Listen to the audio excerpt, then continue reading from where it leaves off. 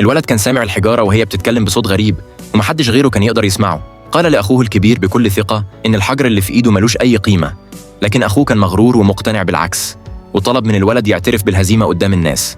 ولما المعلم فتح الحجر اتضح فعلا إنه قطعة ملهاش أي فايدة وقيمته تقريبا $100,000 بس. وساعتها أخوه اتصدم واتحرج قدام الجميع. ولما جه دور الولد يختار حجر وقف شوية يسمع الحجارة كويس كأنه بيسمع سر، وبعدها اختار أكبر حجر موجود قدامه. أخوه ضحك وسخر منه وقال إن كبر الحجر مش معناه إنه غالي، وكل اللي واقفين كانوا متأكدين إن الولد خسر. لكن الولد ما اهتمش بكلامهم وطلب من المعلم يقطع الحجر فوراً.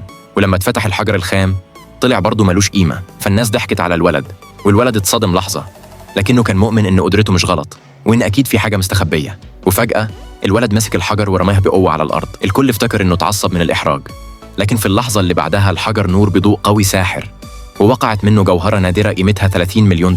الناس كلها اتبهرت وبدأوا يندهشوا من قوة الولد الغريبة، وبكده كسب التحدي بدون أي نقاش وخلى الكل يحترمه.